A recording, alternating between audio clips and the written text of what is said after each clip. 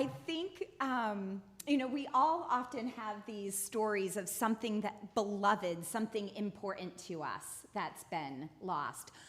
For some of us, it could be our child's beloved blankie or favorite outfit, or maybe it was our own favorite jacket we left behind somewhere, right? For some of us, it's the literal child that we've lost, too, right? I have a time when Claire was about 2.5 that I was at picking up a race packet for the Philly half marathon, and my parents and nieces were with me, and I went to go pick up my packet, leaving Claire with my parents, and Claire noticed Mommy was gone and went to find me, right? Many of us will also have those stories of when our tiny person has wandered away from us. Mary and Joseph knew that terror, Jesus' parents, right? There's this story in Luke's gospel where the Holy Family has traveled to Jerusalem for the pilgrimage of Passover. And on their way back to their home in Galilee, the parents, they're traveling with a crowd of people, family, friends, the whole town. They finally realize after a day that Jesus isn't with them. So they travel back to Jerusalem and search the whole city. And finally, after 3 days, they find him, right? Now, Jesus was in the temple, and he's like, surely you would have known I would have come here, right?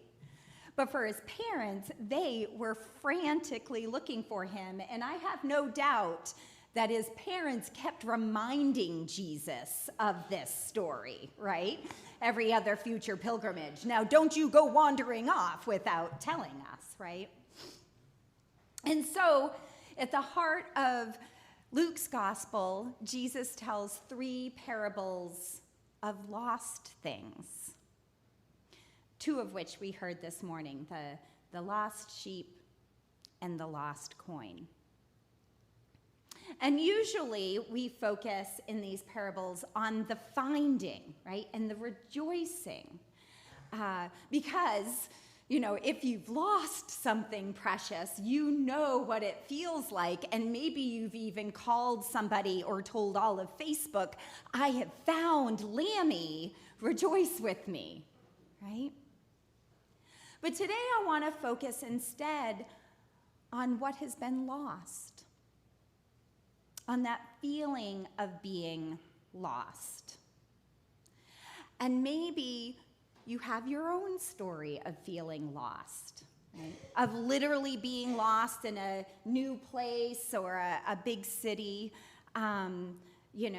Remember the days before we had Google Maps and Waze on our phone, right? And you've got the Rand McNally Atlas, and you're like frantically, one partner's yelling at the other partner, we're on Route 12. And you're like, there is no Route 12, right? We have those stories too. But I think we also know what it is to feel lost inside of us, right? To go away to college for that first time, to feel lost that you've lost your family and your friends, and now you're in this large place where you know no one and you're alone, right? Or, I remember the feeling of lostness after my first marriage ended and I moved out on my own. And just the loneliness that was there. And then there was even some loneliness within the joy of my second marriage because I had to move away from everything that I knew. And Glenn was the only person that I knew in my new area, and I was alone, and I was lonely, even though I was very happy, right? We have sometimes in our lives, maybe for some of you it may be right now, that we experience this like deep ache of lost, this deep ache of loneliness. former Surgeon General, Vivek Murthy, in 2021, named this as the epidemic of loneliness. The epidemic of loneliness. Now, in his first term as Surgeon General, he was dealing with the epidemic of the opioid crisis, right? And also noticing how mental health has real impacts on our physical health, which makes sense, right? Our minds are contained within our bodies. Okay? But even within that, he was noticing this epidemic of loneliness, which is actually linked to as many adverse health outcomes as smoking up to 15 cigarettes a day. Right? Being lonely is as bad for your health as smoking almost a pack of cigarettes a day. Okay? It affects our cardiovascular health. It affects dementia, stroke, anxiety, depression, premature death. Okay? Just feeling lost, just being alone. The Harvard School for Education did a study, a 4-year study. Now, they were approaching it from an educator's point of view and wanting to figure out how to help our children who certainly experience this, especially coming out of the pandemic, right? Our young people lost so much important socialization and those skills when they were in elementary and high school. But just thinking of adults, which age group for adults would you say experience loneliness, that they're frequently or always feeling alone? What age group? Teenagers? Yeah. Seniors? Yeah, empty nesters, right? I heard one more. All of those. Phil's closest. Actually, it's our 30 to 44-year-old age group, which isn't one you had named, right? Because you would figure, good Lord, they're the ones busy raising children, right? Or busy with careers, and certainly, are not alone. They've got lots of people around them, but almost 30% of that age group say that they feel frequently or always lonely. And that is followed up by our young adults, our 18 to 29-year-olds. They're the next cohort. And then it's the 45 to 60-year-olds, empty nesters, right? People in transition in their life. And then finally, surprisingly, seniors, right? Only about 10% of folks 65 or older experience feeling always or frequently alone. And as I look out here right now, most of you are sitting here, right? So you have your social connections, right? Especially our elders, right? Find community here.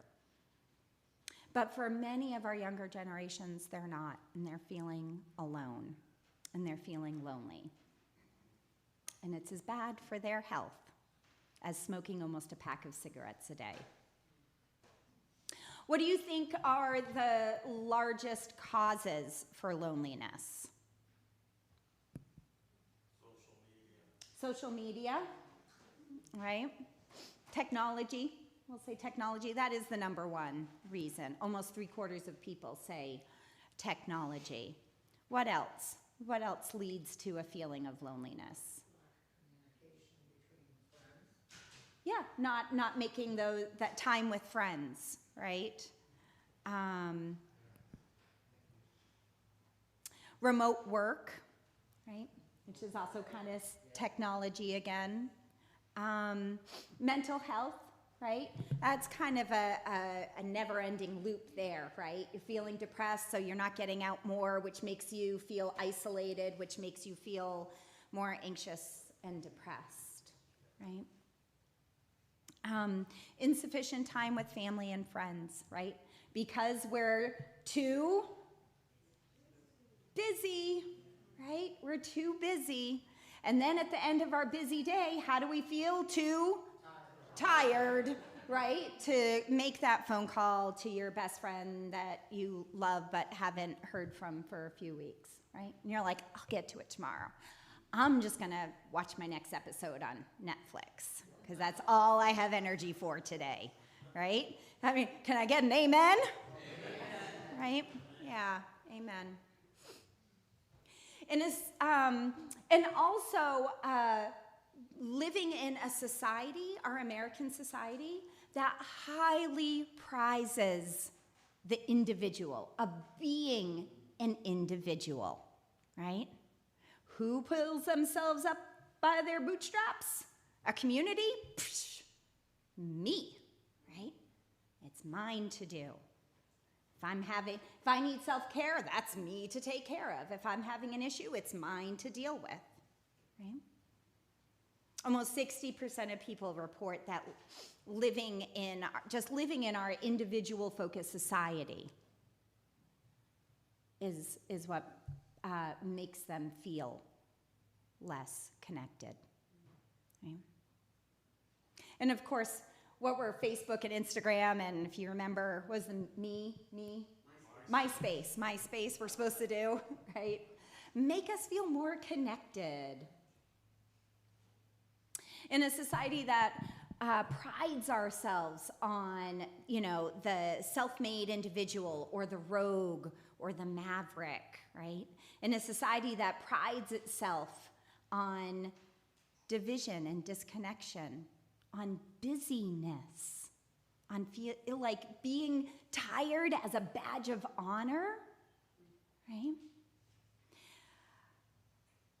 A society that focuses on money and achievement and more, right? What we need is not that. What we need is not technology to save us from our disconnection. What we need is not politics or money or job. What we need is each other. What we need is each other. Okay? What we need is to be found. Because at some point, we all feel lost and we all feel alone. Okay? And in this morning's parables, Jesus lays no blame on that lost thing, right? On that lost sheep. He doesn't say if the shepherd paid more attention to every single sheep in his flock, he would not have lost the one, or it was the sheep's fault for, nibbling and nibbling and nibbling and finally going, oh, where am I, right? It's not the woman's fault for losing one of her 10 coins, right? Or the coin's fault for gravity rolling it off the table, right? Rolling under the couch. It's not anybody's fault, right? And often, though, with loneliness and feeling lost, we put it on ourselves, right? I should do more. I should go to church more because I know when I go, I feel good. But it's just nicer to lay in bed and nobody notices that I'm gone, right? We feel invisible. We feel not important. We feel not worthy. We feel that's our fault. Jesus tells us this morning, it's nobody's fault. But what Jesus does tell us this morning in these parables is that when we notice something that's precious to us is gone, we have to search like hell till we find it. That we are to be like the sheep owner, that we are to be like the woman, right? Searching and searching, lighting lamps, looking for what's missing. And so as we sit here on the start of a new church program year, we're going to be rolling out lots of new activities now that you're back from the summer, right? And we'll do, Thursday morning cafe and men's breakfast, and we'll do some holy hikes. We'll have the giving train. We'll be doing Sunday morning forums. We're going to try something new this year and have a potluck theme every month, right? So that we can all come together again, right? But what I want you to really be doing is looking around. Okay? Who are your people here that you used to sit with at coffee hour, or that you used to, participate in some church group long ago, or that your kids used to do Sunday school together, but they haven't been here in a while? Okay? Maybe it's a couple of weeks, maybe it's a couple of years. Okay? What Jesus tells us is that we are supposed to have the heart of God, and the heart of God searches for every lost one among us, which is a great feeling when we're the one feeling lost. Right? But sometimes we're in the role of finder. This morning, you all are in the role of finder. So I charge you with this over these next months, right? Invite somebody to join you. Reach out to somebody else at church that you haven't seen for a while, or just somebody you'd like to get to know better. Okay? Give them a call, send them a text. If you need a directory, call Jen in the office or email her. She can mail you one or email you one. Okay?